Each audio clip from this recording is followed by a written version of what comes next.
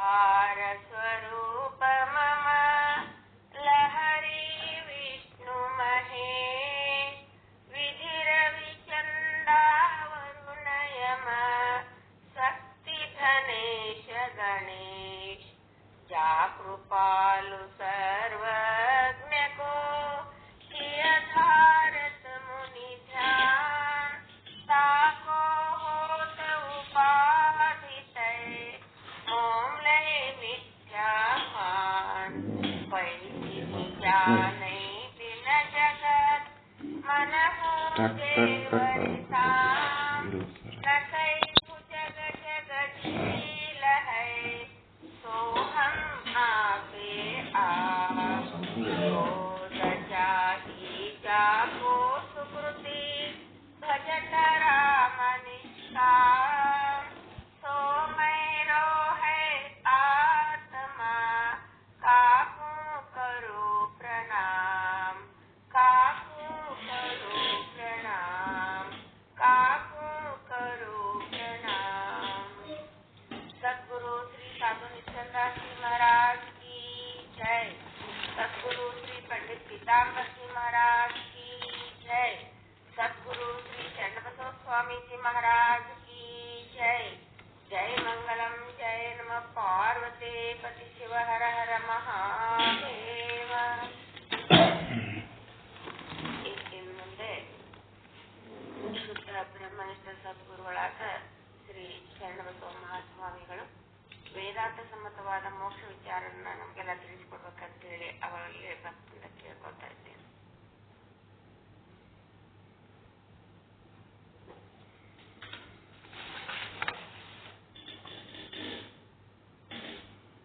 ಓಂ ಸದ್ಗುರು ಶ್ರೀ ಶುದ್ಧ ಬ್ರಹ್ಮಣೇ ನಮಃ. ಸಮಸ್ತ ಶುದ್ಧ ಬ್ರಹ್ಮ ಸ್ವರೂಪರೇ, ತಮ್ಮೆಲ್ಲರಿಗೂ ಅನಂತ ಅನಂತ ಪ್ರಣಾಮಗಳು. ಶ್ರೀ ವಿಚಾರ ಸಾಗರ ಸಾಧು ನಿಶ್ಚಲ್ ದಾಸ್ಜಿಯವರ ಕೃತಿ ಉತ್ತಮ ಅಧಿಕಾರಿ ತತ್ವದೃಷ್ಟಿಗೆ ಉಪದೇಶ,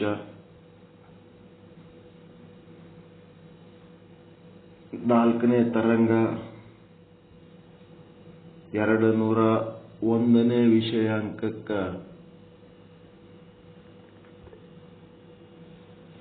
ಉಪಕ್ರಮಿಸ್ತಾ ಇದ್ದೀರಿ. ಅದಕ್ಕೆ ತಮಗೆ ಅಭಿನಂದನೆಗಳನ್ನ ಹೇಳ್ತಾ, ಒಟ್ಟು ಎಷ್ಟು ಅದಾವ್ರಿ ವಿಷಯಾಂಕಗಳು? 527 ನೆನ್ಪಿಟ್ಕೋಬೇಕು. 527 ವಿಷಯಾಂಕಗಳು. ಕೇಳಿಸ್ಲಕ್ಕತ್ತದ್ರ? ಸ್ಪಷ್ಟ ಕೇಳಿಸ್ತದಲ್ಲ? ಆಯ್ತು. 5 + 2 = 7 ಹೌದಿಲ್ಲ? ಹಂಗೆ ನೆನ್ಪಿಟ್ಕೋಬೇಕು. 527 ಪೈಕಿ 200 ವಿಷಯಾಂಕಗಳ ಮುಗಿಸಿ ಈಗ 201ನೇ ವಿಷಯಾಂಕಕ್ಕೆ ಉಪಕ್ರಮಿಸ್ತಾ ಇದ್ದೀರಿ. 200 ವಿಷಯಾಂಕಗಳು ಏನ್ ಮಾಡಿರಿ? ಉಪಸಂಹಾರ ಹೌದಲ್? ಉಪಸಂಹಾರ ಮಾಡಿರಿ ಅಂದ್ರೆ ಮುಗಿಸಿರಿ. ಉಪಕ್ರಮ ಅಂದ್ರೆ ಮುಂದುವರಿತಾ ಇದ್ದೀರಿ ಅಂತ. ಉಪಸಂಹಾರ ಲಿಂಗ, ಉಪಕ್ರಮ ಲಿಂಗ ಅಂತಿರಲ್ಲ. ಆ ಶಬ್ದಗಳನ್ನ ಬಳಸ್ಕೋಬೇಕು. ಉಪಕ್ರಮಿಸ್ತಾ ಇದ್ದೇವೆ, ಉಪಸಂಹರಿಸಿದ್ದೇವೆ, ಮುಗಿಸಿವಿ, ಹಿಂಗ.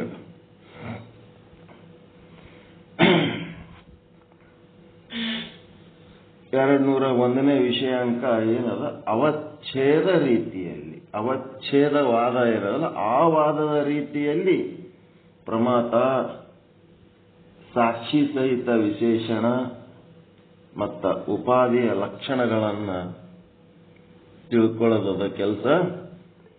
ಅದು ಆರಂಭ ಆಗೋದಕ್ಕಿಂತ ಮುಂಚೆ ಏನ್ ಮಾಡಬೇಕು? ಇಲ್ಲಿಯ ತನಕ ನಾವು ಪ್ರಮಾತ ಚೇತನ, ಪ್ರಮಾಣ ಚೇತನ, ಮತ್ತೆ ಪ್ರಮಿತಿ ಚೇತನ ಮತ್ತು ಪ್ರಮೇಯ ಚೇತನ ಅಂತೇನು ಅದಲ್ಲ, ಈ ಚೇತನ ಏನಂತಾರೆ ಇದಕ್ಕೆ? ಚೇತನ ಚತುಷ್ಟಯ ಅಂತಾರೆ. ಚೇತನ ಚತುಷ್ಟಯ ರಿವಿಷನ್ ಎದರದು? ಚೇತನ ಚತುಷ್ಟಯದ ರಿವಿಷನ್. 4 ಚೇತನಗಳು. 4 ಚೇತನಗಳಂತಂದ್ರ ಒಂದೇ ಚೇತನ 4 ರೀತಿ ಲೀಲೆ ಮಾಡ್ತದೆ. ಯಾರು ಮ್ಯೂಟ್ ಮಾಡ್ಕೊಡ್ರಿ.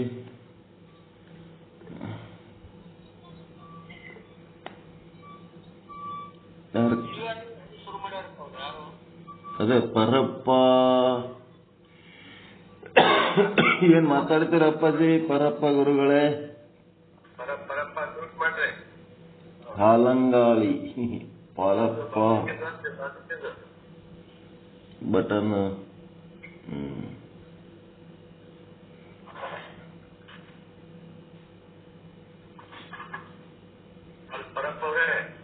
ಮ್ಯೂಟ್ ಆಗಿಲ್ಲನ್ರಿ? ಮ್ಯೂಟ್ ಮಾಡ್ರಿ ಅಪ್ಪಾಜಿ. ಪರಪ್ಪ ಗುರುಗಳೇ ಮ್ಯೂಟ್ ಮಾಡ್ರಿ. ನಮಸ್ಕಾರ ನಮಸ್ಕಾರ. ಮ್ಯೂಟ್ ಮಾಡ್ಕೊಳ್ರಿ ಸೌಂಡ್.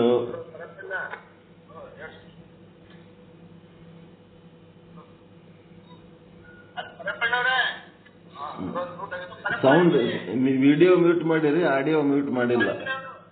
ಇನ್ನ ಒಂದ್ ಅದ ನೋಡ್ರಿ ಅದ್ರ ಬಗಲಾಗ,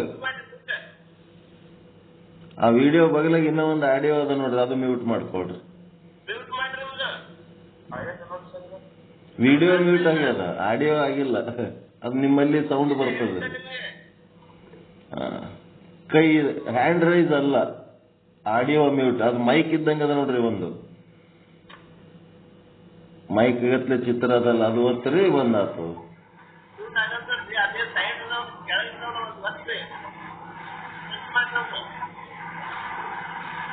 ಹ್ಯಾಂಡ್ ರೈಸ್ ಅಲ್ಲ ಪಜಿ, ಹ್ಯಾಂಡ್ ರೈಸ್ ಕೈ ಅಲ್ಲ. ಈ ಕಡೆ ಇನ್ನೊಂದು ಮೈಕ್ ಗತ್ಲೆ ಅದ ನೋಡ್ರಿ ಚಿತ್ರ.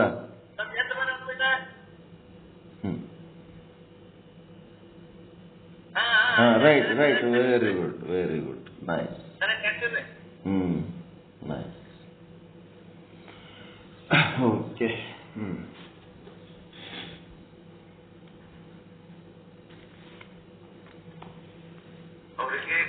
ಅದೇ ಗೊತ್ತಾಗಲ್ಲ, ತರಬೇತಿ ಬರ್ಬೇಕಲ್ಲ. ಯಾರಿಗೆ ಮೊದಲು ಕಲ್ತು ಬಂದಿರ್ತೀವಿ, ಎಲ್ಲರಿಗೂ ಗೊತ್ತಾಗಲ್ಲ.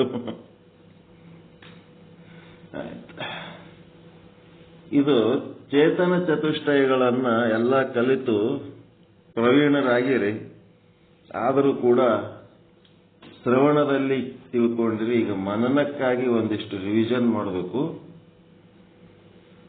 ಪ್ರಮಾತ ಚೇತನ, ಪ್ರಮಾಣ ಚೇತನ, ಪ್ರಮಿತಿ ಚೇತನ, ಪ್ರಮೇಯ ಚೇತನ, ಇವುಗಳನ್ನ ಕುರಿತು ಈಗಾಗಲೇ ಸಾಕಷ್ಟು ಚಿಂತನೆಗೈದಿದ್ದೇವೆ.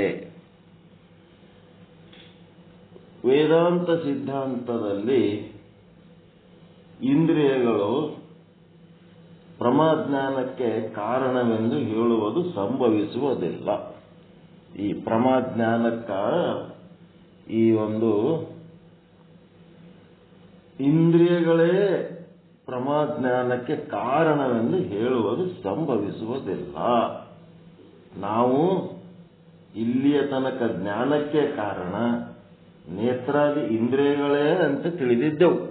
ಇಲ್ಲಿ ತನಕ ಹಂಗೆ ತಿಳ್ಕೊಂಡಿದ್ದೆವು. ನಮ್ಗೆ ಜ್ಞಾನೇಂದ್ರಿಯಗಳು ಅಂತೀವಲ್ಲ, ಈ ಜ್ಞಾನೇಂದ್ರಿಯಗಳು ಅಂತಂದ್ರ ನಮಗ ಈ ಜಗತ್ತಿನಲ್ಲಿ ಶಬ್ದ, ಸ್ಪರ್ಶ, ರೂಪ, ರಸ, ಗಂಧಗಳೆಂಬ 5 ವಿಷಯಗಳು ಪಂಚಮಹಾಭೂತಗಳಲ್ಲದಾವ. ಅವು ಹೆಂಗದಾವಪ್ಪ ಅಂದ್ರ, ಆಕಾಶದೊಳಗ ಶಬ್ದ ವಿಷಯ ಆದ, ವಾಯುವಿಗೆ ಬಂದ್ರಿ ಅಂದ್ರೆ ಶಬ್ದ ಸ್ಪರ್ಶ ಅಂತ 2 ವಿಷಯಗಳದಾವ. ಅವುಗಳ ಗುಣಗಳು ಪಂಚಮಹಾಭೂತಗಳ ಗುಣಗಳು. ಅಗ್ನಿ ಒಳಗೆ ಬಂದ್ರಿ ಅಂತಂದ್ರೆ ಶಬ್ದ ಸ್ಪರ್ಶ ರೂಪ ಅಂತ 3 ಗುಣಗಳದಾವ. ನೀರು ಬಂದ್ರಿ, ಜಲಕ್ಕೆ ಬಂದ್ರಿ ಅಂದ್ರೆ ಶಬ್ದ ಸ್ಪರ್ಶ ರೂಪ ರಸ ಅಂತ 4 ಗುಣಗಳಲ್ಲದವ ವಿಷಯಗಳು. ಮತ್ತೆ ಪೃಥ್ವಿಗೆ ಬಂದ್ರಿ ಅಂದ್ರೆ ಶಬ್ದ ಸ್ಪರ್ಶ ರೂಪ ರಸಗಂಧ ಅಂತ ಎಲ್ಲ 5 ವಿಷಯಗಳದವ. ಈ ವಿಷಯಗಳನ್ನ ಗ್ರಹಿಸಬೇಕಾದ್ರೆ ಆಕಾಶದ ಗುಣವಾದ ಶಬ್ದವನ್ನು ಗ್ರಹಿಸುವುದಕ್ಕ ಬ್ರಹ್ಮಾಂಡದಲ್ಲಿ ಆಕಾಶ ಆದ, ಬ್ರಹ್ಮಾಂಡದಲ್ಲಿ ಆಕಾಶ ಆದ, ಆಕಾಶದಲ್ಲಿ ಶಬ್ದ ಗುಣ ಆದ. ಆ ಶಬ್ದ ಗುಣವನ್ನು ಗ್ರಹಿಸುವುದಕ್ಕ ಪಿಂಡಾಂಡದಲ್ಲಿ ಶ್ರೋತ್ರೇಂದ್ರಿಯಗಳು, ಕಿವಿಗಳು ಅದಾವ. ಪಿಂಡಾಂಡ ಅಂದ್ರೆ ಶರೀರ. ಬ್ರಹ್ಮಾಂಡದಲ್ಲಿ ವಾಯು ಭೂತ ಅದ, ಆ ಭೂತದ ಗುಣ ಶಬ್ದ ಮತ್ತು ಸ್ಪರ್ಶ. ಅವುಗಳನ್ನು ಗ್ರಹಿಸುವುದಕ್ಕ ನೇತ್ರೇಂದ್ರಿಯ ಮತ್ತು ಈ ತ್ವಗೇಂದ್ರಿಯ ಚರ್ಮಗಳು ಇಲ್ಲಿ ಪಿಂಡಾಂಡದೊಳಗ ಈ ಇಂದ್ರಿಯಗಳು ಕೆಲಸ ಮಾಡ್ಲಿಕ್ಕತ್ತವ. ಮತ್ತೆ ಬ್ರಹ್ಮಾಂಡದಲ್ಲಿರುವ ಅಗ್ನಿ ತತ್ವದಲ್ಲಿರುವ ಶಬ್ದ ಸ್ಪರ್ಶ ರೂಪಗಳನ್ನ ಗ್ರಹಿಸಬೇಕು ಅಂತಂದ್ರೆ ಪಿಂಡಾಂಡದೊಳಗ ಶಬ್ದವನ್ನು ಗ್ರಹಿಸುವುದಕ್ಕ ಶ್ರೋತ್ರೇಂದ್ರಿಯ, ಸ್ಪರ್ಶವನ್ನು ಗ್ರಹಿಸುವುದಕ್ಕೆ ತ್ವಗೇಂದ್ರಿಯ, ಮತ್ತೆ ರೂಪವನ್ನು ಗ್ರಹಿಸುವುದಕ್ಕ ನೇತ್ರೇಂದ್ರಿಯ, ಕಣ್ಣುಗಳು, ಚಕ್ಷುಗಳು ಅದಾವ.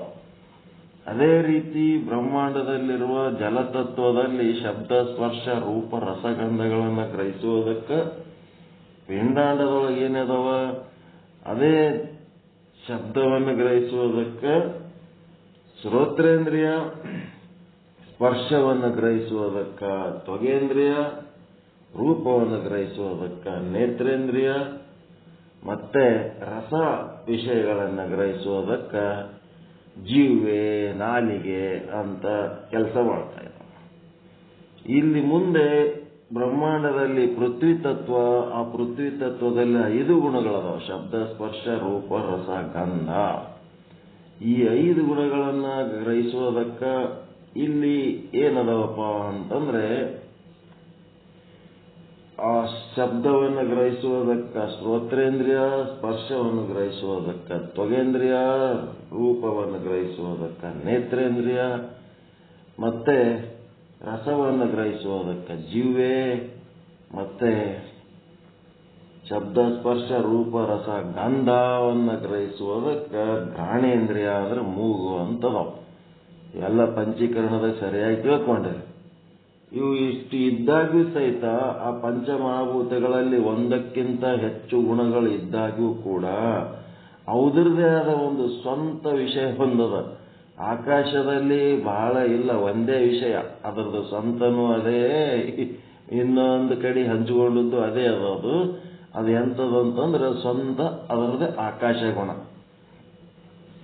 ಈ ಒಂದು ನೆಕ್ಸ್ಟ್ ವಾಯುವಿಗೆ ಬರ್ತಿರಲ್ಲ, ವಾಯುವಿನಲ್ಲಿ ಏನದ ಶಬ್ದ ಗುಣ ಸ್ಪರ್ಶ ಗುಣ 2 ಅದಾವಲ್ಲ, ಅಲ್ಲಿ ಶಬ್ದ ಗುಣ ಆಕಾಶದ್ದು, ಸ್ಪರ್ಶ ಗುಣ ವಾಯುವಿನದು ತನ್ನದೇ ಆದ ಸ್ವಂತ ಗುಣ. ಅದು ವಾಯುವಿನ ಗುಣ ಸ್ಪರ್ಶ. ಶಬ್ದ ಬರ್ತದ ಅಂತಂದ್ರೆ ಅದು ಆಕಾಶದ್ದು. ಅಗ್ನಿ ಒಳಗ ಶಬ್ದ ಸ್ಪರ್ಶಗಳು ಏನದವ ಆಕಾಶ ಮತ್ತು ವಾಯು. ಅಗ್ನಿದ ಅದರದೇ ಆದ ಒಂದು ಸ್ವಂತ ಗುಣ ಓನ್ ಯಾವದಪ್ಪ ಅಂದ್ರೆ ರೂಪ. ಅದೇ ರೀತಿ ರಸನದಲ್ಲಿ ನೆಕ್ಸ್ಟ್ ನೀರಿನಲ್ಲಿ ಏನ್ ಬರ್ತದಪ್ಪ ಅಂತಂದ್ರೆ ರಸನ ಗುಣ ಇದ್ರದ್ದು ಸ್ವಂತದ್ದು. ಶಬ್ದ ಸ್ಪರ್ಶ ರೂಪಗಳೇನದವ ಆಕಾಶ ವಾಯು ಅಗ್ನಿದು. ಹಂಗ ಈ ಭೂಮಿ ಒಳಗೆ ಏನದ ಗಂಧ ಗುಣ ಅನ್ನೋದು ಅದರ ಸ್ವಂತದ್ದು. ಶಬ್ದ ಸ್ಪರ್ಶ ರೂಪ ರಸಗಳು ಏನದವ ಆಕಾಶ ವಾಯು ಅಗ್ನಿ ಜಲದ್ದು ಇವು. ಅದಕ್ಕೆ ಇದು ಸ್ವಂತ ತನ್ನದೇ ಆದಂತ ಗುಣ ಯಾವದಪ್ಪ ಅಂದ್ರೆ ಗಂಧ ಗುಣ. ಅದಕ್ಕೆ ಭೂಮಿಗೆ ಏನಂತಾರೆ ಅಂದ್ರೆ ಗಂಧವತಿ ಕೂಡ ಅಂತಾರೆ. ಗಂಧವತಿ ಅಂತಾರೆ. ಇದೆಲ್ಲ ನಿಮಗೆ ಗೊತ್ತಿದ್ದದ್ದೇ ಅದ. ಇಲ್ಲಿ ಏನಾಗ್ಯದಂದ್ರೆ ಈ ಇಂದ್ರಿಯಗಳೇ, ನೇತ್ರಾದಿ ಇಂದ್ರಿಯಗಳೇ ನಮಗೇನು ಅನ್ನಿಸ್ತವ, ನೇತ್ರಾದಿ ಇಂದ್ರಿಯಗಳೇ ಎದಕ್ಕ ಈ ಒಂದು ಜ್ಞಾನಕ್ಕೆ ಕಾರಣ ಅಂತ ಅನ್ನಿಸ್ತಾವ. ಕಣ್ಣ ಇಲ್ಲ ಅಂದ್ರೆ ಈ ಏನೂ ನೋಡಕ್ಕೆ ಆಗಂಗಿಲ್ಲ ಅಂತ ಹಿಂಗೆ ತಿಳ್ಕೊಂಡ್ಬಿಡ್ತೀವಿ. ಅದನ್ನ ವಿಚಾರ ಮಾಡಿ ಕೂಡ ತಿಳಿಲಕ್ಕೆ ಬರ್ತದೆ. ವಿಚಾರದ ಕಣ್ಣಿನಿಂದನೂ ತಿಳಿಲಕ್ಕೆ ಬರ್ತದೆ. ಅದಕ್ಕೆ ನಾವು ಇಲ್ಲಿಯ ತನಕ ಜ್ಞಾನಕ್ಕೆ ಕಾರಣ ನೇತ್ರಾದಿ ಇಂದ್ರಿಯಗಳೇ ಅಂತ ತಿಳಿದಿದ್ದೆವು. ಅವುಗಳನ್ನು ಜ್ಞಾನೇಂದ್ರಿಯಗಳು ಅಂತಲೂ ಹೇಳಿಕೊಂಡು ಬಂದಿದ್ದೇವೆ. ಈ ರೀತಿ ಯಾಕೆ ಹೇಳಿವಪ್ಪ ಅಂದ್ರೆ ಇದು ಸ್ಥೂಲವಾಗಿ ಹೇಳಿವಿ. ಸ್ಥೂಲ ಜ್ಞಾನ ಯಾರಿಗದು? ಕನಿಷ್ಠ ಅಧಿಕಾರಿಗಳಿಗೆ, ಉತ್ತಮ ಅಧಿಕಾರಿಗಳಿಗೆ ಅಲ್ಲ, ಕನಿಷ್ಠ ಅಧಿಕಾರಿಗಳಿಗೆ. ಸ್ಥೂಲವಾಗಿ ಹೇಳೋದು ಹೆಂಗಿರ್ತದ? ಮಗಳಿಗೆ ದೃಷ್ಟಾಂತ, ಮಗಳಿಗೆ ಕೊಟ್ಟಿರಂತಲ್ಲಪ್ಪ ಅಂತಂದ್ರ ಎಲ್ಲಿಗೆ ಕೊಟ್ರಿ ಅಂತ ಕೇಳಿದ್ರ, ಮಗಳಿಗೆ ಧಾರವಾಡಕ್ಕೆ ಕೊಟ್ಟಿವಿ, ಬೆಳಗಾವ್ ಕೊಟ್ಟಿವಿ, ಬಿಜಾಪುರ ಕೊಟ್ಟಿವಿ ಅಂತ ಹೇಳ್ತಾರೆ. ಇದು ಸ್ಥೂಲ. ಇದು ಸ್ಥೂಲವಾಗಿ ಅವ ಅಷ್ಟಕ್ಕೆ ತಿಳಿತದ, ತಿಳ್ಕೊಂಡ್ಬಿಡ್ತಾನ ಅಷ್ಟೇ. ಸೂಕ್ಷ್ಮವಾಗಿ ನೋಡಲಾಗಿ ಯಾರ್ಯಾರ ಬಿಜಾಪುರಕ್ಕೆ ಮಗಳು ಕೊಡ್ತಾರನ್ರಿ? ಬಿಜಾಪುರದಾಗ ಎಷ್ಟು ಏರಿಯಾಗಳದಾವ, ಎಷ್ಟು ಓಣಿಗಳದಾವ, ಎಷ್ಟು ವಾರ್ಡ್ಗಳದಾವ, ಆ ವಾರ್ಡಿನೊಳಗ ಎಷ್ಟು ಓಣಿ ಗಲ್ಲಿಗಳದಾವ, ಆ ಗಲ್ಲಿ ಆ ಒಂದು ಓಣಿ ಒಳಗಿರುವ ಎಷ್ಟೊಂದು ಮನಿಗಳದಾವ, ಆ ಮನಿ ಒಳಗೆ ಎಷ್ಟೊಂದು ಮನುಷ್ಯರದಾರ, ಆ ಮನುಷ್ಯರ ಪೈಕಿ ಒಬ್ಬನಿಗೆ ಕೊಟ್ಟಿರ್ತಾರ. ಬಿಜಾಪುರ ಕೊಟ್ಟಿವಿ ಅನ್ನೋದು ಸ್ಥೂಲ. ಅದೇ ರೀತಿ ಕೆಲವೊಂದು ವಿಚಾರಗಳನ್ನು ಸ್ಥೂಲವಾಗಿ ಹೇಳಿರ್ತಾರೆ. ಅದನ್ನು ಅರ್ಥ ಮಾಡ್ಕೊಳ್ಳೋದು ಅನುವಿನಿಂದ ಅರ್ಥ ಮಾಡ್ಕೊಂಡಿರ್ತಾರೆ. ಇಲ್ಲೇನಾಯ್ತು, ವೇದಾಂತ ಸಿದ್ಧಾಂತದಲ್ಲಿ ಸೂಕ್ಷ್ಮವಾಗಿ ವಿಚಾರಿಸಲಾಗಿ ಏನಾಯ್ತು, ಜ್ಞಾನಕ್ಕೆ ಕರಣಗಳು ಅಂತ ಕೇವಲ ಇಂದ್ರಿಯಗಳು ಸಂಭವಿಸುವುದಿಲ್ಲ. ವೇದಾಂತ ಸಿದ್ಧಾಂತದೊಳಗ ಇವಕ್ಕ ಕರಣಗಳು ಅನ್ನಕ್ಕಾಗಂಗಿಲ್ಲ. ಯಾಕಂದ್ರೆ ಪ್ರಮಾಜ್ಞಾನ ಎದರಿಂದ ಉಂಟಾಗ್ತದ ಅದಕ್ಕೆ ಕರಣ ಅಂತಾರ. ಅಂದ್ರೆ ಇಂದ್ರಿಯಗಳ ಜೊತೆಗೆ ಅಂತಃಕರಣ ವೃತ್ತಿಯ ಸಹಕಾರವೂ ಬೇಕು. ಬರೇ ಇಂದ್ರಿಯಗಳಷ್ಟೇ ಆ ವಿಷಯ ಏನ್ ಮಾಡ್ಲಿಕ್ಕೆ ಸಾಧ್ಯ ಅದ, ಅದ್ರ ಜೊತೆಗೆ ಅಂತಃಕರಣ ಸಹಕಾರನೂ ಬೇಕು. ಕೇವಲ ಇಂದ್ರಿಯಗಳಿಂದ ಜ್ಞಾನ ಆಗುವುದಿಲ್ಲ. ಆದ್ದರಿಂದ ಇಲ್ಲಿ ಚೇತನದ ವಿಭಾಗ ಮಾಡುತ್ತಿದ್ದಾರೆ. ಚೇತನವನ್ನ 4 ವಿಭಾಗ ಮಾಡ್ಲಕತ್ತಾರ. ಏನಂತಾರೆ, ಉಪಾಧಿಗಳ ದೃಷ್ಟಿಯಿಂದ. ಉಪಾಧಿಗಳ ಈ ಚೇತನ, ಒಂದೇ ಚೇತನವನ್ನು 4 ವಿಭಾಗ ಯಾಕೆ ಮಾಡಿದರು ಅಂತಂದ್ರೆ ಉಪಾಧಿಗಳ ದೃಷ್ಟಿಯಿಂದ. ಏನು ಉಪಾಧಿಗಳು? 1ನೇ ಉಪಾಧಿ ಯಾವುದು? ಅಂತಃಕರಣ. ಹೌದಲ್ರಿ? 2ನೇ ಉಪಾಧಿ ವೃತ್ತಿ ಚೇತನ. ಅಂತಃಕರಣ ಅಂದ್ರೆ ಅಷ್ಟೇ ಸಾಕು, ಅಂತಃಕರಣ ವೃತ್ತಿ. 2ನೇದ್ದು ವೃತ್ತಿ. 3ನೇದ್ದು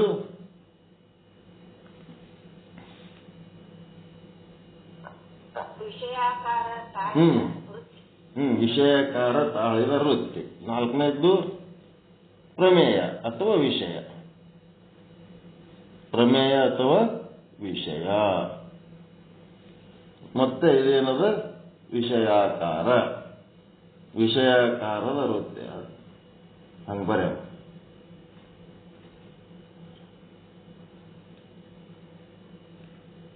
ವಿಷಯಾಕಾರ ತಾಳಿದ ವೃತ್ತಿ.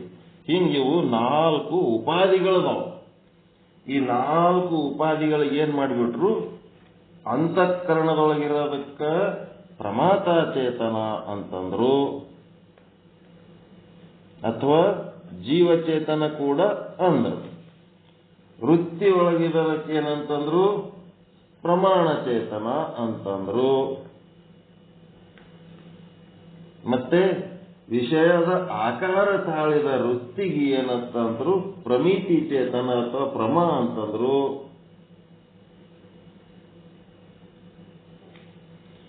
ಮತ್ತ ಪ್ರಮೇಯ ಅಂದ್ರೆ ವಿಷಯ, ಘಟಪಟಾದಿಗಳ ಒಂದು ಜಡ ವಸ್ತುಗಳ ರಾಶಿ ಅದಲ್ಲ ಈ ಜಗತ್ತಿನೊಳಗೆ, ಅದರೊಳಗೆ ಕೂಡ ಬ್ರಹ್ಮ ಅದ. ಜಡ ವಸ್ತುಗಳ ರಾಶಿ ಐತಿ ಬ್ರಹ್ಮ. ಹಿಂಗಾಗಿ ಆ ಪ್ರಮೇಯ ಚೇತನ ಅಥವಾ ವಿಷಯ ಚೇತನ ಅಂತಂದ್ರು. ಇಷ್ಟೇ ಅಲ್ರಿ ಕಲ್ತದ್ದೈತಿ.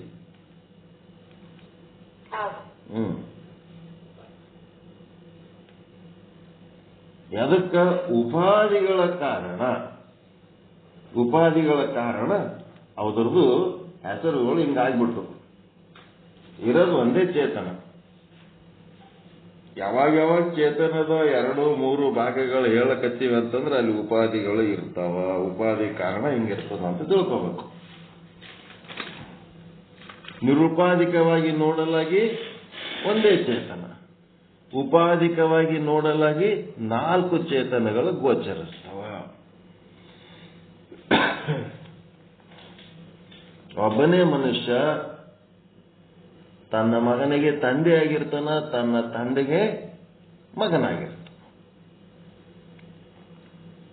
ಹೌದಲ್ರಿ? ಮಗ ಎಲ್ಲಿ ಆಗ್ಯಾನ, ತಂದೆ ಎಲ್ಲಿ ಆಗ್ಯಾನ, ಅವನ ತಂದೆ ಅವನ ಮಗ ಏನದರ ಉಪಾಧಿಗಳು. ಆ ಉಪಾಧಿಗಳ ದೃಷ್ಟಿಯಿಂದ ನೋಡಿದ್ದಕ್ಕ ಅವ ಜಾಸ್ತಿ ಕಾಣಿಸ್ತಾನ. ಮಾವಗ ಹಳೆ ಆಗಿರ್ತಾನ, ತನ್ನ ಹಳೆಯಾಗ ಮಾವ ಆಗಿರ್ತಾನ. ಉಪಾಧಿಕೆಯಿಂದ ನೋಡಿದ್ರೆ ಅಲ್ಲಿ ನಿರುಪಾಧಿಕವಾಗಿ ನೋಡಲಾಗಿ ಒಬ್ಬನೇ ಇರ್ತಾನ. ತನ್ನ ಮಾವಗ ಹಳೆ ಆಗಿರ್ತಾನ, ತನ್ನ ಹಳೆಗ ಮಾವ ಆಗಿರ್ತಾನ. ಆ ತನ್ನ ಹಳೆಯ ತನ್ನ ಮಾವಂದಿರು ಮತ್ತು ತನ್ನ ತಂದೆ ತನ್ನ ಮಗ ಇವೆಲ್ಲ ಏನಿವು? ಉಪಾಧಿಗಳು. ಈ ಉಪಾಧಿಗಳನ್ನು ಬಿಟ್ಟು ನೋಡಲಾಗಿ ಯಾರು ಮಾವನೂ ಅಲ್ಲ, ಯಾರು ಹಳೆಯನೂ ಅಲ್ಲ, ಯಾರಿಗೆ ತಂದೆನೂ ಅಲ್ಲ, ಯಾರಿಗೆ ಮಗನೂ ಅಲ್ಲ ಅಂತೇಳಿ ಅವೆಲ್ಲ ತೆಗೆದು ನೋಡಲಾಗಿ ಅಲ್ಲಿರೋಣ ಒಬ್ಬನೇ ಇರ್ತಾನ. ನಿರುಪಾಧಿಕವಾಗಿ ನೋಡಲಾಗಿ ಒಬ್ಬನೇ ಅದನ.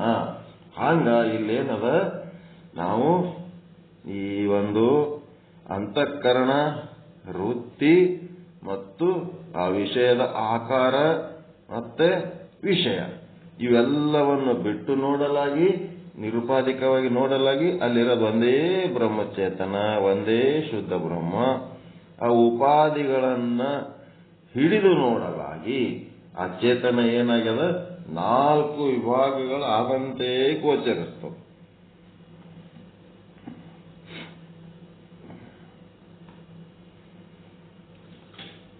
ಒಂದನೇದು ಪ್ರಮಾತ ಚೇತನ. ಪ್ರಮಾತ ಚೇತನ ಅಂದ್ರೆ ಕೇವಲ ಚೇತನದಲ್ಲಿ ವ್ಯವಹಾರ ಇರಂಗಿಲ್ಲ. ಅದು ಏನು ವ್ಯವಹಾರ ಇಲ್ಲ. ಬರೀ ಚೇತನ ಇತ್ತು ಅಂದ್ರೆ ಅದ್ರಾಗೇನು ವ್ಯವಹಾರ ಇಲ್ಲ. ಚೇತನದಲ್ಲಿ ಜ್ಞಾನವಾಗಬೇಕು ಅಂದ್ರೆ, ಚೇತನದೊಳಗೆ ಜ್ಞಾನವಾಗಬೇಕಂದ್ರೆ ವೃತ್ತಿಯ ಅವಶ್ಯಕತೆ ಇದೆ. ಚೇತನದಲ್ಲಿ ಜ್ಞಾನ ಆಗಬೇಕಾದ್ರೆ ವೃತ್ತಿ ಅವಶ್ಯಕತೆ ಅದ. ಕೇವಲ ವಿದ್ಯುತ್ ಶಕ್ತಿಯಿಂದ ಬೆಳಕು ಬರಲ್ಲ, ಬಲ್ಬು ಬೇಕಾಗುತ್ತದೆ. ಹಾಗೆಯೇ ಇಲ್ಲಿ ವಿಶೇಷವಾಗಿರತಕ್ಕಂಥ ಅಂತಃಕರಣ ವೃತ್ತಿಯು ಪ್ರತಿಯೊಂದು ಜ್ಞಾನದಲ್ಲಿ ಅವಶ್ಯಕತೆ ಇರುತ್ತದೆ. ಕೇವಲ ಇಂದ್ರಿಯಗಳಿಂದ ಜ್ಞಾನವಾಗುವುದಿಲ್ಲ. ಅದಕ್ಕೆ ದೇಹದ ಮಧ್ಯದಲ್ಲಿ ಇರುವ ಅಂತಃಕರಣ, ಮಧ್ಯದಲ್ಲಿ ಅಂತಂದ್ರೆ ಸೆಂಟರ್ನಾಗಲ್ಲ, ಇದಕ್ಕೇನಂದ್ರೆ ಒಳಗೆ, ದೇಹದ ಒಳಗೆ ಅಂತ. ದೇಹದ ಮಧ್ಯದಲ್ಲಿ ಅಂತಃಕರಣ ಅವಚ್ಛಿನ್ನ ಚೇತನ, ಮಧ್ಯದಲ್ಲಿ ಇರುವ ಅಂತಃಕರಣ ಅವಚ್ಛಿನ್ನ ಚೇತನವನ್ನು ನಾವು ಪ್ರಮಾತ ಚೇತನ ಎಂದು ಗುರುತಿಸಿಕೊಂಡಿದ್ದೇವೆ. ಏನಾಯ್ತಿಲ್ಲಿ? ಚೇತನವು ಏನದ ಪರಿಪೂರ್ಣವಿದೆ ಎಂಬುದರಲ್ಲಿ ಸಂಶಯವಿಲ್ಲ. ಇದು ಬಹಳ ಮುಖ್ಯದ. ಚೇತನ ಪರಿಪೂರ್ಣ ಅಂತಂದ್ರೆ ಏನ್? ಹಿಂಗಂದ್ರ ಬ್ರಹ್ಮಾಂಡ ವ್ಯಾಪಕವಾಗಿದೆ ಮತ್ತ ಪಿಂಡಾಂಡ ವ್ಯಾಪಕವಾಗಿದೆ. ಪಿಂಡಾಂಡ ವ್ಯಾಪಕವಾಗಿದ್ದಕ್ಕೆ ಹೆಂಗೆ ಹೇಳ್ತಾರವರು? ಅಳನೆತ್ತಿಯ ಮೇಲಿರುವ ಕೂದಲಿನ ತುದಿಯಿಂದ ಅಂಗಾಲಿನ ಹೆಬ್ಬೆರಳಿನ ಉಗುರಿನ ತುದಿಯ ತನಕ ಓತ ಪ್ರೋತವಾಗಿ ಎಲ್ಲದರಾಗ ತುಂಬಿ ತುಳುಕ್ಲಕತನ ಚೇತನ. ಮತ್ತೆ ಬ್ರಹ್ಮಾಂಡದಾಗ ಹೆಂಗದನ? ಜಗದಗಲ, ಮುಗಿಲಗಲ, ಮಿಗೆಯಗಲ, ನಿಮ್ಮಗಲ, ಪಾತಾಳದಿಂದ ಹತ್ತತ್ತ, ಬ್ರಹ್ಮಾಂಡದಿಂದ ಹತ್ತತ್ತ, ಅಗಮ್ಯ, ಅಗೋಚರ, ಅಪ್ರಮಾಣ, ಅಪ್ರತಿಮ, ಅಪ್ರಮೇಯ. ಹೆಂಗದನಪ್ಪ? ಎತ್ತ ನೋಡಿದಡತ್ತತ್ತ ನೀನೇ ದೇವ, ಸಕಲ ವಿಸ್ತಾರದರು ನೀನೇ ದೇವ. ವಿಶ್ವತೋ ಚಕ್ಷು, ವಿಶ್ವತೋ ಬಾವು, ವಿಶ್ವತೋ ಕರ್ಣ, ವಿಶ್ವತೋ ಪಾದ, ಎಲ್ಲ ನೀನೇ ಅದೇ. ಇದರೊಳಗೆ ಏನೂ ಸಂಶಯ ಇಲ್ಲ. ಸುಮ್ಮನೆ ಯಾವರೇ ಕೆಲಸಕ್ಕೆ ಬರಲಾರದಲ್ಲಿ ಹೋಗಿ ಕೂತು ಎಲ್ಲೋ ಪರಮಾತ್ಮ ಅದನ ಅಲ್ಲಿ ನಿಂತ ಆತ್ಮಗಳಿಗೆ ಡೆಪ್ಯುಟೇಷನ್ ಮಾಡ್ತಾನ. ಅದು ದ್ವೈತ ಭಾವ. ಅದು ಅವ ಎಲ್ಲಿ ಪರಮಾತ್ಮ ಎಲ್ಲಿ ಇಲ್ಲ, ಒಂದೇ ಕಡೆ ಇಲ್ಲ, ಅವ ಪರಿಪೂರ್ಣ ಅದನ್ನು. ಇದನ್ನ ಗಟ್ಟಿಯಾಗಿ ತಿಳ್ಕೋಬೇಕು. ಅಲ್ಲಿ ಹಣೆಗದನಂತೇಳಿ ಹಣಿ ದಿಟ್ಟಿಸಿ ನೋಡಿ, ಹಣಿ ದಿಟ್ಟಿಸಿ ನೋಡಿ, ಅಲ್ಲೇ ಆತ್ಮ ಅದನ. ಹಣೆಯಾಗನೂ ಅದನ, ಅಂಗಾಲಾಗನೂ ಅದನ, ಎಲ್ಲ ಕಡೆ ಅದನು. ನೆತ್ತಾಗನೂ ಅದನ, ಅಂಗಾಲ ಹಿಡಿದು ಹಳ್ಳೆತ್ತಿ ತನಕ ಅದನು. ಏನ್ ಮಾಡ್ಬೇಕು? ಪರಿಪೂರ್ಣ ಅನ್ನೋಂಥದ್ರ ಬಗ್ಗೆ ಸಂಶಯ ಇರಬಾರದು. ಯಾರಿಗಾರ ಸಂಶಯ ಅದ ಏನಂತದು ಇತ್ತು ಅಂತಂದ್ರೆ ನೀವು ಈ ಶುದ್ಧ ಬ್ರಹ್ಮಜ್ಞಾನಕ್ಕೆ ಅಯೋಗ್ಯರು, ಶಠರು ಅಂತ ತಿಳ್ಕೋಬೇಕಷ್ಟೇ. ಇಷ್ಟೇ ತಿಳ್ಕೋಬೇಕು, ಅಯೋಗ್ಯರ ಅಂತ, ಯೋಗ್ಯರಲ್ಲ ಅಂತ. ಅದಕ್ಕೆ ಪರಿಪೂರ್ಣ ಎನ್ನುವುದರಲ್ಲಿ ಸಂಶಯವಿಲ್ಲ. ಅಂತ ಪರಿಪೂರ್ಣವಾದ ಚೇತನ ನಮ್ಮ ಸ್ಥೂಲ ಶರೀರ ಏನದಲ್ಲ, ಆ ಸ್ಥೂಲ ಶರೀರದೊಳಗೆ ಒಂದು ಸೂಕ್ಷ್ಮ ಶರೀರ. ಎಷ್ಟದಪ್ಪ ಸೂಕ್ಷ್ಮ ಶರೀರ ಅಂದ್ರೆ, ಸ್ಥೂಲ ಶರೀರ ಎಷ್ಟು ಆಕಾರ ಅದ, ಎಷ್ಟು ಗಾತ್ರ ಅದ, ಅಷ್ಟು ಗಾತ್ರದಷ್ಟು ಸೂಕ್ಷ್ಮ ಶರೀರ ಅದ. ಮತ್ತು ಸೂಕ್ಷ್ಮ ಶರೀರ ಎಷ್ಟು ಗಾತ್ರ ಅದ, ಆ ಆಕಾರದಷ್ಟೇ ಏನದ ಬ್ರಹ್ಮಚೇತನ ಆದ. ಎಲ್ಲಾ ಕಡೆ ಸರ್ವವ್ಯಾಪಕವಾದ ಪರಿಪೂರ್ಣ ವಿಭು ಬ್ರಹ್ಮಚೇತನವನ್ನ ಪ್ರಮಾತ ಚೇತನ ಅನ್ನಂಗಿಲ್ಲ. ಆ ಚೇತನ ಈ ಒಂದು ಸೂಕ್ಷ್ಮ ಶರೀರದ ಒಳಗೆ ಎಷ್ಟು ವ್ಯಾಪಿಸಿದೆಯೋ ಅಷ್ಟೇ ಚೇತನವನ್ನ ಏನನ್ಬೇಕು? ಪ್ರಮಾತ ಚೇತನ ಅನ್ಬೇಕು. ಆ ಪ್ರಮಾತ ಚೇತನ ಯಾರು?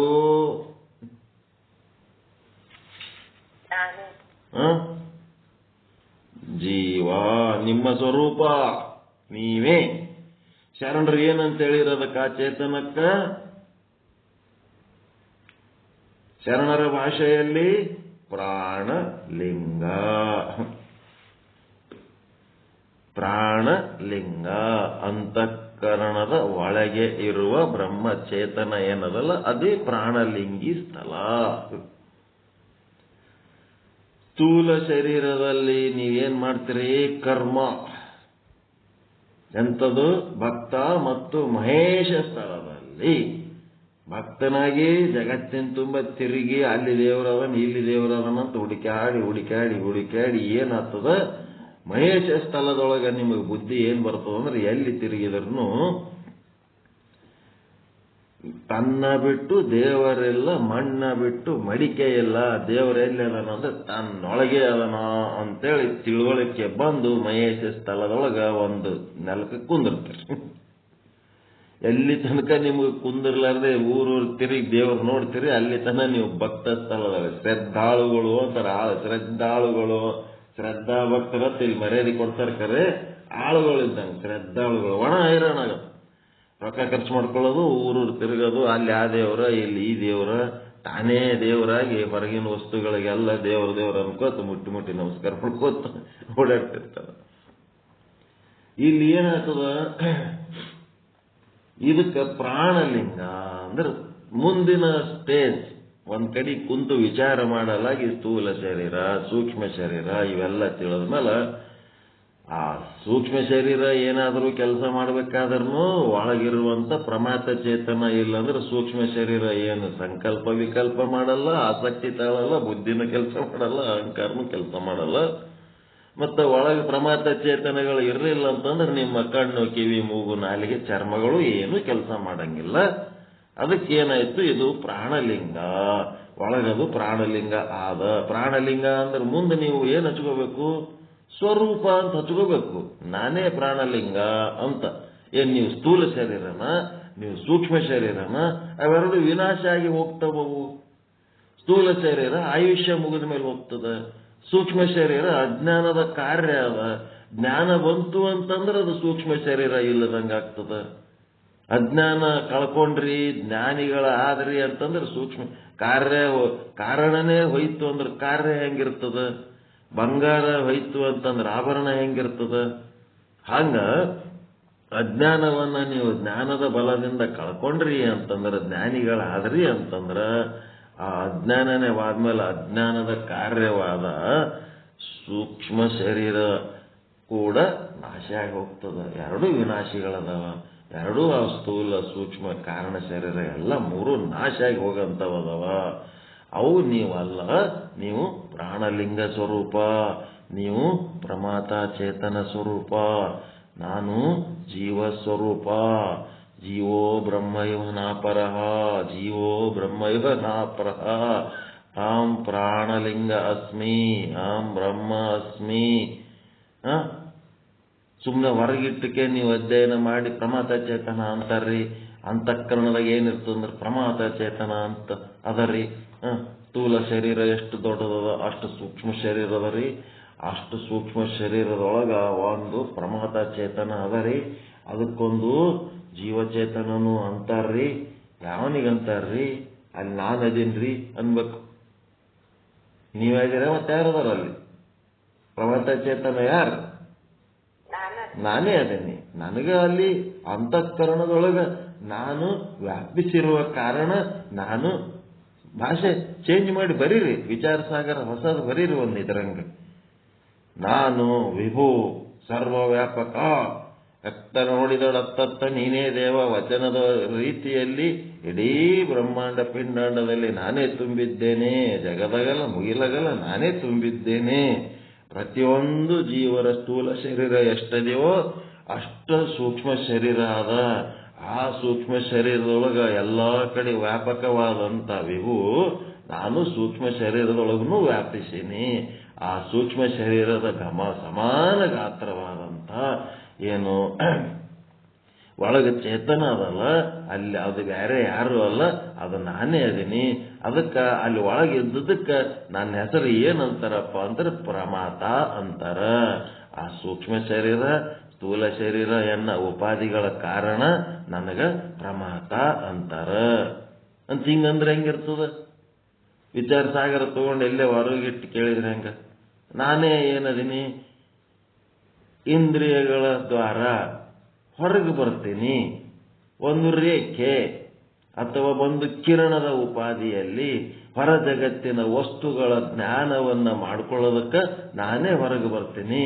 ನನ್ನ ಒಂದು ಇಂದ್ರಿಯಗಳು ಕಣ್ಣಿನಿಂದ, ಕಿವಿಯಿಂದ, ಮೂಗಿನಿಂದ ಏನು ಇಂದ್ರಿಯಗಳ ಮೂಲಕ ನಾನು ಹೊರಗೆ ಬಂದಾಗ ಆ ವಿಷಯ ವಸ್ತುವಿನ ಸಂಪರ್ಕ ಹೊಂದುವ ತನಕ ನಾನೇನು ಕ್ರಮಿಸ್ತೀನಲ್ಲ, ಆ ಕ್ರಮಿಸಿದ ಉದ್ದ ಅದು 10 ಫೀಟ್ ಇರ್ಬೋದು, 100 ಫೂಟ್ ಇರ್ಬೋದು. ಅಷ್ಟು ಉದ್ದವಾದ ನನ್ನ ಕಿರಣ ಏನದಲ್ಲ, ಆ ಒಂದು ಕಿರಣ ಅಂತಃಕರಣದ ವೃತ್ತಿನೇ ಹೊರಗೆ ಬರ್ತದೆ. ಆ ಕಿರಣದಲ್ಲಿ ನಾನು ಇರ್ತೀನಿ. ಅಂತಃಕರಣ ವೃತ್ತಿಯಾಗಿ ಹೊರಗೆ ಬರ್ತದೆ.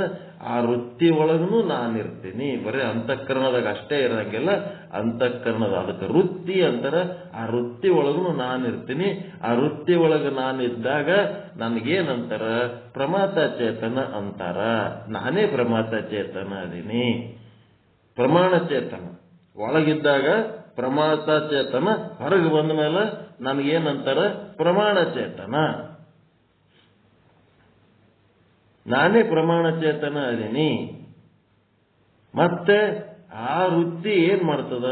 ಯಾವ ವಸ್ತುವನ್ನ ತಿಳ್ಕೋಬೇಕಂತದ ಆ ವಸ್ತುವಿನ ಆಕಾರ ತಾಳ್ತದ. ಆ ಒಂದು ವಿಷಯಾಕಾರ ತಾಳಿದಂತ ಒಂದು ವೃತ್ತಿಗೆ ಏನಂತಾರ? ಪ್ರಮಿತಿ ಚೇತನ ಅಂತಾರ. ಆ ಪ್ರಮಿತಿ ಒಳಗೆ ಏನದಲ್ಲ, ಆ ಒಂದು ವಿಷಯಾಕಾರ ತಾಳಿನಲ್ಲ, ಆ ಅಂತಃಕರಣ ಏನದ ವಿಷಯದ ಆಕಾರ ತಾಳೆದಲ್ಲ, ಆ ತಾಳಿದ ಆಕಾರದೊಳಗೂ ನಾನೇ ಚೇತನ ಅದೀನಿ. ಅಲ್ಲಿ ನನ್ನ ಹೆಸರು ಏನಂತಾರ? ಪ್ರಮಿತಿ ಚೇತನ. ಅಂತಃಕರಣದ ಏನಾಗ್ತದ? ವೃತ್ತಿ ಹೋಗಿ ಆ ವಿಷಯದ ಆಕಾರ ತಾಳಿದಾಗ ಆ ಆಕಾರ ತಾಳಿ ನಿಂತ ಒಂದು ಆಕಾರ ಏನದಲ್ಲ, ಆ ಆಕಾರದೊಳಗೂ ನಾನೇ ಚೇತನ ಅದೀನಿ. ಅಲ್ಲಿ ಬೆಳಕು ಜ್ಞಾನ ಇದ್ದಾಗ ಇದು ಸಾಧ್ಯ ಆಗ್ತದ. ಆವರಣ ಭಂಗ ಅಂತಾರ ಇದಕ್ಕ.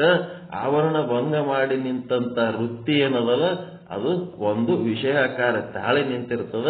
ಆ ವಿಷಯಾಕಾರದೊಳಗೂ ನಾನೇ ಅದೀನಿ. ಆ ವಿಷಯಾಕಾರದೊಳಗೆ ನಾನೇ ಅದೀನಿ. ಹೀಗಾಗಿ ಅಲ್ಲೇನಾಯ್ತು, ವಿಷಯಾಕಾರದಾಗ ನಾನೇ ಇದ್ದಾಗ ಏನಾಯ್ತು, ಅಲ್ಲಿ ನನ್ನ ಹೆಸರು ಏನಂದ್ರು ಪ್ರಮಿತಿ ಚೇತನ, ಪ್ರಮಾಚೇತನ ಅಂತಾರ. ಮುಂದ ಜಗತ್ತಿನ ತುಂಬ ಎಷ್ಟು ವಸ್ತುಗಳವ, ಪಂಚಮಹಾಭೂತಗಳಿಂದ ಆದಂತ ಪಂಚೀಕೃತ ಪಂಚಮಹಾಭೂತಗಳು ಮತ್ತು ಶುದ್ಧ ರೂಪ ಪಂಚಭೂತಗಳು ಏನೇನದವ ಎಲ್ಲದರೊಳಗೂ ನಾನೇ ಅದೀನಿ. ನನ್ನ ಬಿಟ್ಟು ಸೂಜಿ ಮೊನೆ ಇಟ್ಟು ತೋರಿಸ್ಲಿಕ್ಕೆ ಯಾವುದೂ ಇಲ್ಲ, ಜಾಗನೇ ಇಲ್ಲ, ದೇಶ ಇಲ್ಲ, ಕಾಲ ಇಲ್ಲ. ಎಲ್ಲ ಕಾಲ, ಎಲ್ಲ ದೇಶ, ಎಲ್ಲ ವಸ್ತುಗಳೊಳಗೆ ನಾನೇ ತುಂಬಿನಿ. ನಾನು ಯಾವ ವಸ್ತುವನ್ನ ಈ ಅಂತಃಕರಣ ವಿಷಯಾಕಾರ ಮಾಡಿ ನಿಂತದೋ, ಆ ವಸ್ತುವಿನ ಯಾವುದರ ಆವರಣ ಭಂಗ ಆಗ್ಯದೋ ಆ ವಸ್ತುವಿನೊಳಗೂ ನಾನೇ ಅದೀನಿ. ನನಗೆ ಅದರೊಳಗಿದ್ದಾಗ ನಮಗೇನಂತಾರ, ವಿಷಯ ಚೇತನ ಅಂತಾರ, ಅಥವಾ ಪ್ರಮೇಯ ಚೇತನ ಅಂತಾರ.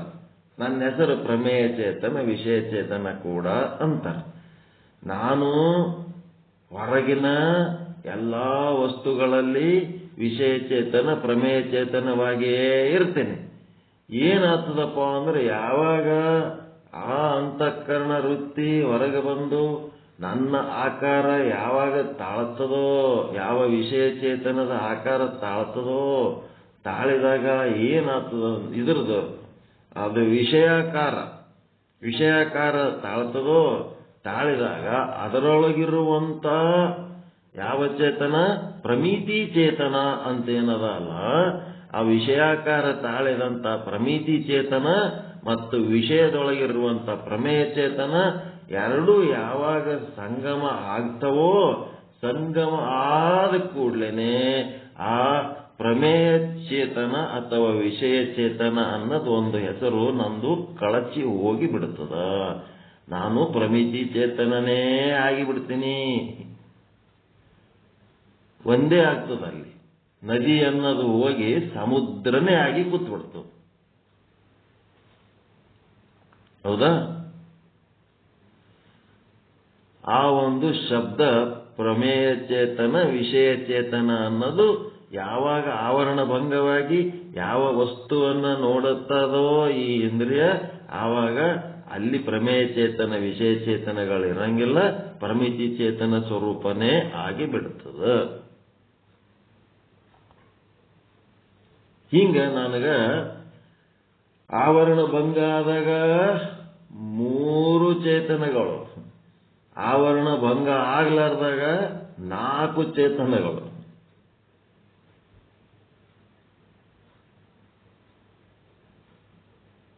ಅರ್ಥ ಆಯ್ತಾರ? ನಾನೇ ಅದೀನಿ ಅಂತ ಹೇಳಿಕೆ ಸ್ವಾನುಭಾವದ ಅನುಭವ ಹೆಂಗ್ ಮಾಡ್ಕೋಬೇಕಂದ್ರೆ ಹಿಂಗ್ ಮಾಡ್ಕೋಬೇಕು. ಇದು ಬಾಯಿಲೆ ಹೇಳಿದ್ರೆ ಅಲ್ಲ, ಒಳಗೆ ತಿಳ್ಕೊಂಡು ಮಾಡ್ಕೋಬೇಕು. ಹೇಳ ಮಾತಲ್ಲದು. ಅನುಕೂಲ ಮಾಡ್ಕೋಬೇಕು. ನನ್ನೊಳಗಿರುವಂತ ಅಂತಃಕರಣನೇ ಇನ್ನೊಂದು ಜೀವಿಗಳೊಳಗೂ ಆದ, ನನಗಿಂತ ಇದ್ದಂತ ಸ್ಥೂಲ ಶರೀರನೇ 84 ಲಕ್ಷ ಜೀವರಾಶಿಗಳದವ. ಎಲ್ಲರ ಅಂತಃಕರಣದೊಳಗಿರೋನು ಅದೇ ಪ್ರಾಣಲಿಂಗಯ್ಯ, ಬ್ರಹ್ಮಾತ ಚೇತನ. ಹೌದಲ್ರಿ?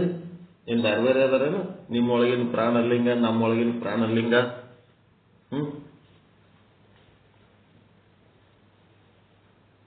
ಇವು ಸ್ಥೂಲ ಶರೀರಗಳು ಏನದಾವ? ಒಂದು ಪೇಜಿನ ಮೇಲೆ ಬರೆದ ಅಕ್ಷರಗಳು ಇದ್ದಂಗೆ ಅದಾವ. ಒಂದು ಪೇಜ್ ಮೇಲೆ ಜಗ್ಗಿ ಅಕ್ಷರಗಳು ಇರ್ತಾವ ಇಲ್ಲ? ಎಲ್ಲ ಅಕ್ಷರಗಳಿಗೆ ಆಸರ ಯಾವ್ದಾಗಿರ್ತವ? ಅದೇ ಕಾಗದನೇ, ಒಂದೇ ಕಾಗದ. ಅಕ್ಷರಗಳ ಆಕಾರ ಬೇರೆ ಬೇರೆ ಅದಾವ, ಶಬ್ದಗಳು ಬೇರೆ ಬೇರೆ, ವಾಕ್ಯಗಳು ಬೇರೆ ಬೇರೆ. ಏಸರೆ ಶಬ್ದ ಬರೀರಿ, ಏಸರೆ ವಾಕ್ಯ ಬರೀರಿ, ಏಸರೆ ಅಕ್ಷರ ಬರೀರಿ. ಎಲ್ಲ ಅಕ್ಷರಗಳಿಗೆ ಒಂದೇ ಕಾಗದ ಸಪೋರ್ಟ್ ಆಗಿ ನಿಂತದ. ಒಂದೇ ಚೇತನ ಏನಾಗ್ಯದ, ಬೇರೆ ಬೇರೆ ಅಕ್ಷರಗಳ ಆಕಾರಕ್ಕದ ಬೇರೆ ಬೇರೆ ಶಬ್ದ, ಬೇರೆ ಬೇರೆ ಅರ್ಥಗಳು ಹೊಂದಲಕ್ಕತ್ತದ.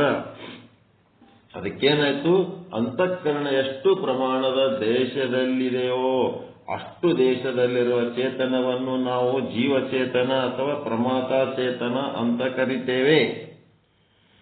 ಸ್ವಾನುಭವ ಮಾಡ್ಕೊಳಕ ದಾರಿ ಕೊಟ್ಟನ ಅನುಕೂಲ ಆಯ್ತಾ? ಹೆಂಗ್ ಮಾಡ್ಕೋಬೇಕಂತ? ಅದೇ ನಾನು ಅಂತೇಳಿ ಬರೀ ನಿಮ್ಮ ಸ್ಥೂಲ ಶರೀರದಾಗಿದ್ದ ಪ್ರಾಣಲಿಂಗ ಒಂದೇ ನೀವು, ಮತ್ತೆ ಬೇರೆ ಸ್ಥೂಲ ಶರೀರದಾಗಿದ್ದ ಪ್ರಾಣಲಿಂಗ ಬೇರೆ ಏನು? ಎಲ್ಲದರೊಳಗೂ ಅದೇ ಪ್ರಾಣಲಿಂಗ, ಒಂದೇ ಪೇಪರು. ಎಲ್ಲ ಅಕ್ಷರಗಳಿಗೆ, ಶಬ್ದಗಳಿಗೆ, ವಾಕ್ಯಗಳಿಗೆ, ಪ್ಯಾರಾಗಳಿಗೆ, ಅಧ್ಯಾಯಗಳಿಗೆ ಅನುಕೂಲ ಮಾಡ್ಯದಲ್ಲ, ಹಂಗ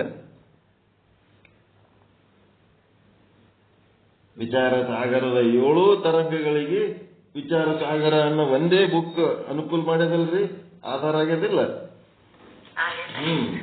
ಹಂಗ ತಿಳ್ಕೋಬೇಕು. ಒಂದೊಂದಕ್ಕೊಂದೊಂದು ಬೇರೆ ಬೇರೆ ಅದಾವ ವಿಚಾರ ಸಾಗರ ಅಂದ್ರೆ. 7 ತರಂಗಗಳು 7 ವಿಚಾರ ಸಾಗರ, ಒಂದೇ ವಿಚಾರ ಸಾಗರ.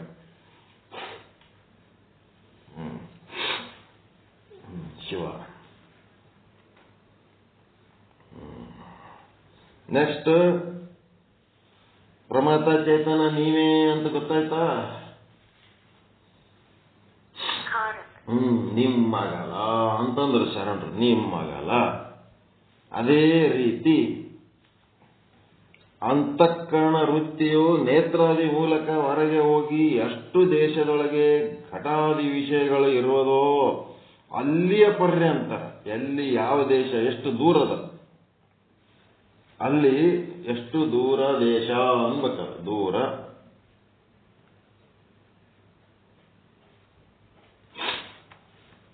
ಘಟಾದಿ ವಿಷಯಗಳು ಇರುವವೋ ಅಲ್ಲಿಯ ಪರ್ಯಂತರ ಹೋಗಿರುವ ಅಂತಃಕರಣ ವೃತ್ತಿಯನ್ನ ಪ್ರಮಾಣ ಚೇತನ ಅಂತ ಕರೀತೇವೆ. ಇಂದ್ರಿಯ ಮತ್ತು ವಿಷಯಗಳ ಮಧ್ಯದ ದೂರವನ್ನ ಕ್ರಮಿಸಿದ ವೃತ್ತಿ ಹೆಂಗದಪ್ಪ ಅಂದ್ರೆ ಬಡಿಗೆ, ರೇಖೆ, ದಾರ ಇದ್ದಂಗ ಹೋಗಿ ನಿಂತದ. ಆ ರೀತಿ ಉದ್ದಕ್ಕ ಅದು ಕಾಣಿಸ್ತದೇನ್ರಿ ಅಂತ ಕೇಳಿದ್ರೆ ಕಾಣಿಸಂಗಿಲ್ಲ. ಅದು ಎಷ್ಟು ದೂರದ, ಅದು ನಿಮಗ ಆ ವಸ್ತು ಕಾಣ್ಲಕತ್ತದಂದ್ರ ನಿಮ್ಮ ನೇತ್ರದಿಂದ ನಿಮ್ಮ ಪ್ರಮಾಣ ಚೇತನ ಆ ವಸ್ತುವಿನ ತನಕ ಹೋಗಿ ಸಂಬಂಧ ಹೊಂದ್ಯದ ಅಂತೇಳಿ ತಿಳ್ಕೊಳಕ್ ಏನ್ ಕಷ್ಟ ಆಗ್ತದನ್ರಿ? ನೀವು ಮನೆ ಕೂತೀರಿ, ಮನೆ ಮುಂದೆ ಒಂದು ಲೈಟಿನ ಕಂಬ ಅದ. ಆ ಲೈಟಿನ ಕಂಬ ಕಾಣ್ಲಕತ್ತದಂದ್ರ ನಿಮ್ಮ ಕಣ್ಣು ಆ ಲೈಟಿನ ಕಂಬದ ತನಕ ಹೋಗ್ಯದ, ನೋಡ್ಲಕತ್ತದ ಅಂತ ಹೇಳಿಕೆ ತಿಳ್ಕೊಬೇಕು.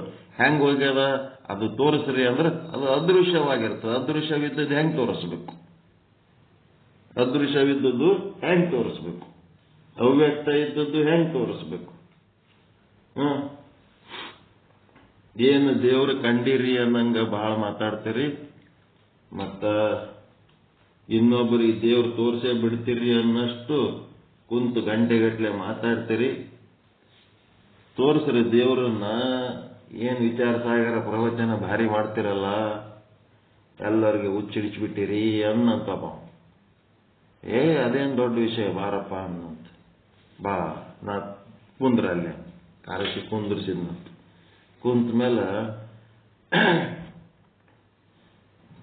ನಾ ತೋರ್ಸೋ ತನಕ ಎಲ್ಲಿ ಹೋಗ್ಬಾರ್ದು ನೋಡಪ್ಪ, ಇಲ್ಲೇ ಕೂತಿರ್ಬೇಕು ನೀನು. ಅದು ತೋರ್ಸೋ ತನಕ ಎಲ್ಲಿ ಹೋಗ್ಬಾರ್ದು, ಇಲ್ಲೇ ಕೂತಿರ್ಬೇಕು ನೀ, ಜಾಗ ಬಿಟ್ಟು ಎಲ್ಲಿ ಕದಲಂಗಿಲ್ಲ ಅಂದ ನಾನು. ಅವನಿಗೆ ಭಾರಿ ಇಂಟ್ರೆಸ್ಟ್ ನಸಿಕ್ನಾಗೆ ಬಂದು ನಾನು ದೇವ್ರ ದರ್ಶನ ಮಾಡ್ಕೋಬೇಕ, ಜಳಕ ಪೂಜೆ ಮಾಡ್ಕೊಂಡು ತರ್ಕ ದೃಷ್ಟಿ ಮತ್ತೇನ್ ಮಾಡ್ಬೇಕು ಪಾಪ, ಕನಿಷ್ಠ ಅಧಿಕಾರಿ ಇರ್ತಾನ, ಯಾವುದು ಅನುವಿಲಿಂದ ಅರ್ಥ ಮಾಡ್ಕೊಳಕ್ ಆಗಂಗಿಲ್ಲ.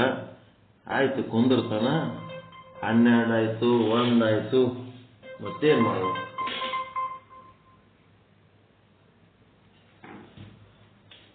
ಇಷ್ಟು ಟೈಮ್ ಆಯ್ತು, 1 ಆಯ್ತು, 1:15 ಆಯ್ತು, 2 ಆಯ್ತು. ಯಾವಾಗ ತೋರಿಸ್ತೀರಿ? ನಾ ತೋರ್ಸತನ ಸುಮ್ ಕುಂದ್ರ, ನೀ ಮತ್ತೊಂದು ಮಾತಾಡ್ಬೇಡ. ನೀ ಬಂದಿದ್ದೆ ಅದು ನೋಡೋದಕ್ಕೆ, ಅದು ಬಿಟ್ರೆ ಬೇರೆ ಏನು ಕೆಲಸ ಇಲ್ಲ ನಿನಗ. ನಾನ್ ತೋರ್ಸೋ ತನಕ ನೀ ಸುಮ್ ಏನು ಕೇಳಬಾರ, ಸುಮ್ ಅಲ್ಲೇ ಕುಂದಿರ್ಬೇಕನ್ನಂತ.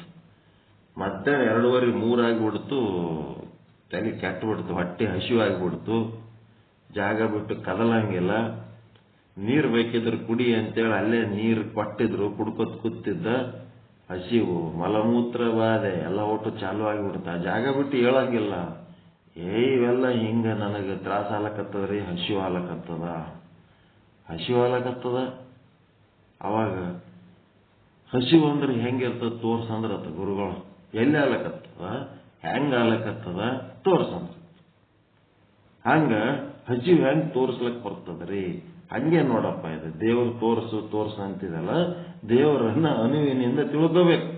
ಅದು ಬಿಟ್ಟಿಗೆ ಅಲ್ಲೇನು ನೀವು ಒಂದು ವೃತ್ತಿ ಅಂತ ಹೇಳ್ತೀರಿ, ವೃತ್ತಿ ಎಲ್ಲರ ಕಾಣಿಸ್ತದೇನ್ರಿ ಅಂದ್ರೆ ಎಲ್ಲಿ ಕಾಣಿಸ್ತದೆ? ಎಲ್ಲಿ ಕಾಣಿಸಲ್ಲ, ಕಾಣಿಸಂಗಿಲ್ಲ. ಹಿಂಗಾಗಿ ಆ ವೃತ್ತಿ ಒಳಗ ನಾನೇನದೀನಿ, ನಾನೇ ಪ್ರಮಾಣ ಚೇತನ ಅದೀನಿ. ವೃತ್ತಿ ಒಳಗೂ ಪ್ರಮಾಣ ಚೇತನ ಅದೀನಿ. ಅದೇ ವೃತ್ತಿಯು ಘಟಾಕಾರ ಅಂದರೆ ಘಟದ ಸಮಾನಾಕಾರ ತಾಳುತ್ತದೆ ಮತ್ತು ಇದು ಘಟ ಅಂತ ಜ್ಞಾನ ಮಾಡಿಕೊಳ್ಳಲು ಚಿದಾಭಾಸನಿಗೆ ಏನ್ ಮಾಡ್ತದೆ? ಸಹಕಾರ ಮಾಡುತ್ತದೆ. ಘಟಾಕಾರ ತಾಳಿದ ವೃತ್ತಿ ಚಿದಾಭಾಸನಿಗೆ ಸಹಕಾರ ಮಾಡ್ತದೆ. ಇದು ಘಟ ಅಂತೇಳಿ ಆ ಘಟಾಕಾರ ವೃತ್ತಿಯಲ್ಲಿ ಹೆಂಗ್ ಬರಿತೀವಿ ಅಂತಂದ್ರ, ಆ ಜ್ಞಾನ ಮಾಡಿಕೊಳ್ಳಲು ಚಿದಾಭಾಸನಿಗೆ ಸಹಕಾರ ಮಾಡುತ್ತದೆ. ಆ ವೃತ್ತಿ ಸಹಕಾರ ಮಾಡುತ್ತದೆ. ಆ ಘಟಾಕಾರ ವೃತ್ತಿಯಲ್ಲಿ ಅವಚ್ಛಿನ್ನವಾದ ಚೇತನವನ್ನ ಪ್ರಮಿತಿ ಪ್ರಮಾಚೇತನ ಎಂದು ಕರೆಯುತ್ತಾರೆ. ಹಿಂಗ ಆ ಘಟಾಕಾರ ವೃತ್ತಿಯಲ್ಲಿ ಇರುವ ಅವಚ್ಛಿನ್ನ ಚೇತನವನ್ನ ಪ್ರಮಿತಿ ಚೇತನ ಅಥವಾ ಪ್ರಮಾಚೇತನ ಅಂತ ಕರೆಯುತ್ತಾರೆ ಅಂತಂದ್ರೆ ನೀವೇನ್ ಮಾಡಬೇಕು? ಅಲ್ಲಿ ನಾನೇ ಉಪಯುಕ್ತ ಚೇತನವಾಗಿದ್ದೇನೆ, ನನ್ನನ್ನು ಅಲ್ಲಿ ಪ್ರಮಾತ ಚೇತನ ಅಥವಾ ಇದು ಪ್ರಮಿತಿ ಚೇತನ ಅಥವಾ ಪ್ರಮಾಚೇತನ ಅಂತ ಕರೀತಾರೆ ಅಂತ ನನ್ನನ್ನು ಅಂತ ನಿಮ್ಮದೇ ಒಂದು ಸ್ವಂತ ಭಾಷೆಯಲ್ಲಿ ಬರ್ಕೊಂಡು ಅನುಸಂಧಾನ ಮಾಡ್ಕೋಬೇಕು. ಹೆಂಗದ? ಆ ಘಟಾಕಾರ ವೃತ್ತಿಯಲ್ಲಿ ಅವಚ್ಛಿನ್ನವಾದ ನನ್ನನ್ನು ಅಂತ ಬರಿಲಿಕ್ಕೆ ಏನ್ ತ್ರಾಸ ಆಗ್ತದೇನು? ಅಂದ್ರೆ ನಾನು ನನ್ನನ್ನು ಹಾಕೋಬೇಕು. ನನ್ನನ್ನು ಯಾವುದು? ಎಂತ ನಾನು? ಲಕ್ಷ್ಯಾರ್ಥದ ನಾನು, ವಾಚ್ಯಾರ್ಥದ ನಾನಲ್ಲ, ನಾಮರೂಪ ಇರುವಂತದಲ್ಲ, ಚೈತನ್ಯಾತ್ಮಕ ನಾನು.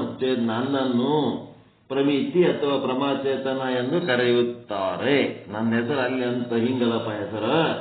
ಆವರಣ ಭಂಗ ಮಾಡುವ ವೃತ್ತಿಯಲ್ಲಿ ಇರುವ ಅವಚ್ಛಿನ್ನವಾದ ಚೇತನವೇ ಪ್ರಮಾಚೇತನ ಅಥವಾ ಪ್ರಮಿತಿ ಚೇತನ.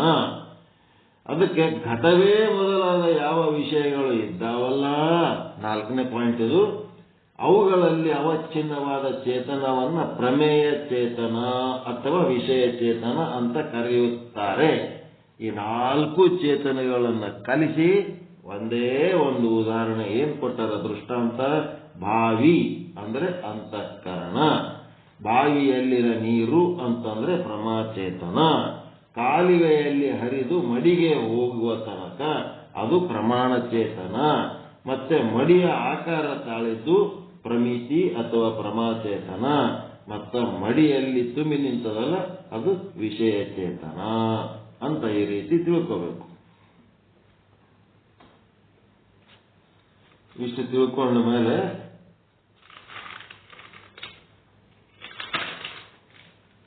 ಬಾವಿಯಲ್ಲಿನ ನೀರು ಮೇಲೆ ಎತ್ತಿ ಛಿದ್ರದ್ವಾರ ಹೊರಗೆ ಬಂದು ಕಾಲುವೆ ಮೂಲಕವಾಗಿ ಹೋಗಿ ಮಡಿಗೆ ಸಂಬಂಧ ಆಗಿ ಮಡಿಯ ಆಕಾರ ಹೇಗೆ ತಾಳುತ್ತದೆಯೋ ಹಾಗೆಯೇ ಬಾವಿಯ ನೀರು ಅಂತಃಕರಣದ ಅವಚ್ಛಿನ್ನ ಚೇತನದ ಪ್ರಮಾತ ಚೇತನ, ಕಾಲುವೆಯಲ್ಲಿ ಹರಿದ ನೀರು ಅಂದ್ರೆ ಅಂತಃಕರಣವೇ ವೃತ್ತಿ ರೂಪ ತಾಳಿ ನೇತ್ರದ್ವಾರ ಘಟದ ಪರ್ಯಂತರ ಹೋಗಿದ್ದು ಪ್ರಮಾಣ ಚೇತನ, ಮತ್ತೆ ಮಡಿಯ ಆಕಾರ ತಾಳಿದ ನೀರು ಅಂತಂದ್ರೆ ಘಟದ ಆಕಾರ ತಾಳಿದ ವೃತ್ತಿಯಲ್ಲಿನ ಅವಚ್ಛಿನ್ನ ಚೇತನ ಪ್ರಮಾಚೇತನ ಅಥವಾ ಪ್ರಮಿತಿ ಚೇತನ ಅಂತಾರೆ. ಮತ್ತ ಮಡಿಯ ದೇಶದಲ್ಲಿ ಇಂಗಿದ ನೀರು ಅಲ್ಲಿ ತುಂಬಿಕೊಂಡು ನಿಂತದ, ಇಂಗಿದ ನೀರು ಅಂತ ಏನಂತಾರ ಅದಕ್ಕೆ? ಘಟದ ದೇಶದಲ್ಲಿ ಅವಿಚ್ಛಿನ್ನವಾದ ಚೇತನವೇ ವಿಷಯ ಚೇತನ ಅಥವಾ ಪ್ರಮೇಯ ಚೇತನ. ಈ ರೀತಿಯಾಗಿ ಜ್ಞಾನವಾಗುವಾಗ ಒಂದೇ ಚೇತನ, ಅಲ್ಲಿರೋದು ಒಂದೇ ನೀರು, ಮಡಿ ನೀರು, ಕಾಲುವೆ ನೀರು, ಬಾವಿ ಒಳಗಿನ ನೀರು, ಮಡಿ ಒಳಗೆ ಇಂಗಿದ ನೀರು ಅಂತ ಬೇರೆ ಬೇರೆ ಅದಾವೇನ್ರಿ? ಒಂದೇ ನೀರು.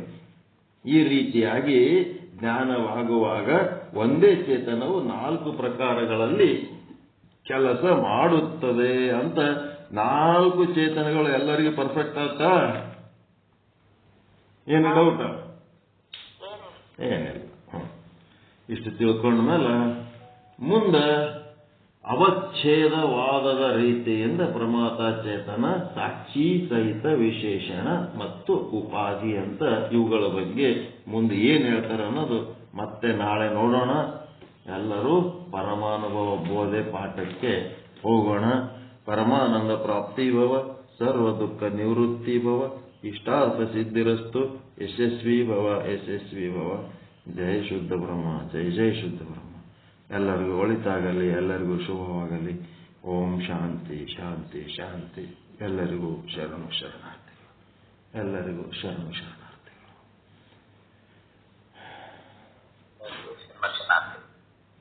ಏನ್ರಪ್ಪ?